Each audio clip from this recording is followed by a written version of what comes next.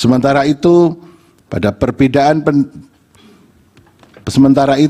pendapat berbeda, kali ini saya secara khusus akan memberikan catatan dalam penyelenggaraan pemilu presiden tahun 2024.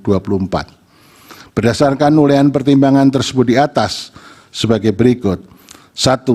Demokrasi yang kita anut adalah demokrasi Pancasila, yang artinya pelaksanaan demokrasi yang didasarkan pada nilai-nilai luhur Pancasila. Pancasila tidak hanya sekedar menjadi cita hukum dalam pembentukan hukum nasional, tapi juga merupakan cita etik yang menjadi rujukan dalam bersikap dan bertindak, tidak hanya bagi penyelenggara negara, termasuk presiden dan seluruh infrastruktur politiknya, tapi bagi seluruh warga negara. Sebab negara kita tidak hanya harus diselenggarakan sesuai dengan prinsip rule of law, tetapi juga prinsip rule of ethic. 2. Dalam rangka melaksanakan prinsip rule of ethic dan agar semua penyelenggara negara tunduk pada nilai etika yang luhur yang terdapat di dalam Pancasila, maka pelaksanaan rule of ethic perlu ditegakkan oleh suatu mahkamah etik nasional, sehingga penyimpangan etika dalam penyelenggaraan negara dapat dihindari, khususnya cawe-cawe presiden dalam pemilu di masa-masa yang akan datang, yang tidak hanya merupakan tindakan abuse of power, tapi juga abuse of ethic. 3. Desain hukum pemilu, terutama konstrain waktu penyelesaian sengketa perselisihan hasil pemilihan umum, perlu ditambah tidak hanya 14 hari dengan mempertimbangkan ruang lingkup wilayah sengketa yang meliputi wilayah Indonesia, sehingga didapat waktu penyelesaian yang rasional, proporsional, dengan mengingat adanya waktu pemilihan presiden putaran kedua dan waktu jadwal ketatanegaraan pada bulan Oktober. 4. Perlu juga dibuat undang-undang lembaga kepresidenan yang memuat secara rinci, detail, urean tugas pokok dan fungsi presiden sebagai kepala negara sekaligus sebagai kepala pemerintahan. Demikian catatan saya yang termuat pada dissenting opinion dalam perselisihan hasil pemilihan umum presiden tahun 2024 sebagai ikhtiar untuk menjaga dan menegakkan negara hukum yang demokratis yang berketuhanan sesuai dengan nilai-nilai luhur Pancasila.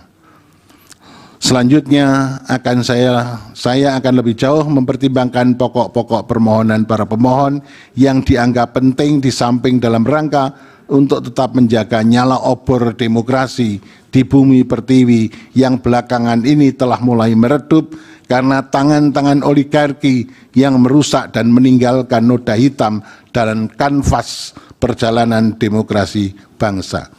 Pokok permohonan pemohon dan seterusnya dianggap telah dibaca dengan dalil-dalil sebagaimana hampir sama dengan apa yang disampaikan oleh Profesor Saldi dan Profesor Eni. Sekaligus sementara itu saya sampaikan dari halaman 25 sampai dengan halaman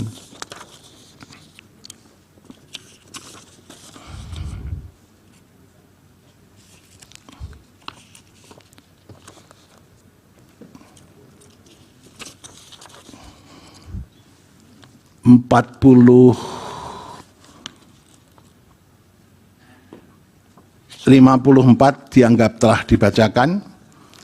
Semua dalil-dalil dianggap terbukti berlawanan dengan hukum, oleh karena itu harusnya dikabulkan.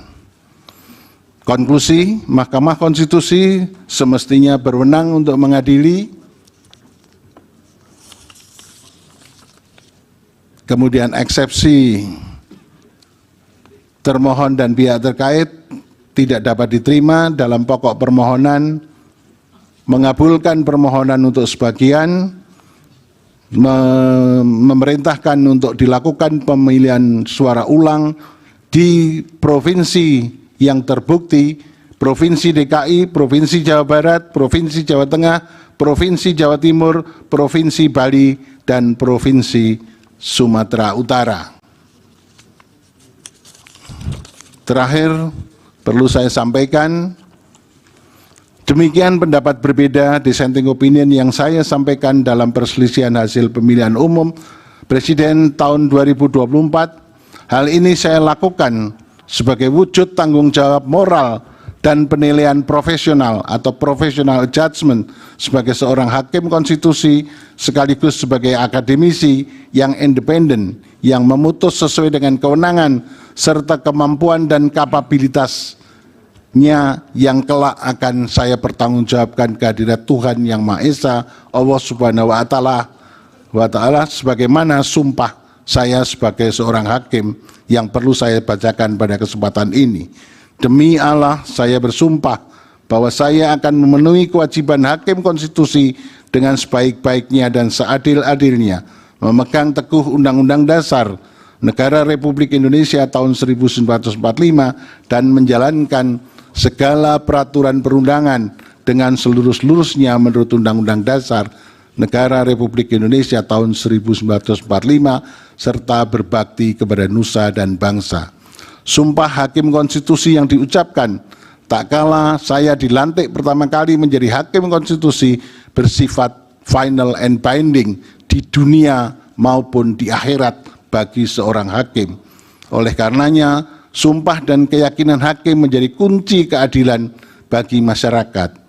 Selain itu, pudar dan menurunnya standar etik khususnya bagi penyelenggara negara menjadi musabab perlu adanya kepedulian akan pentingnya menjaga keseimbangan antara penegakan hukum, rule of law, dan penegakan etik atau rule of ethic sesuai dengan nilai-nilai luhur Pancasila.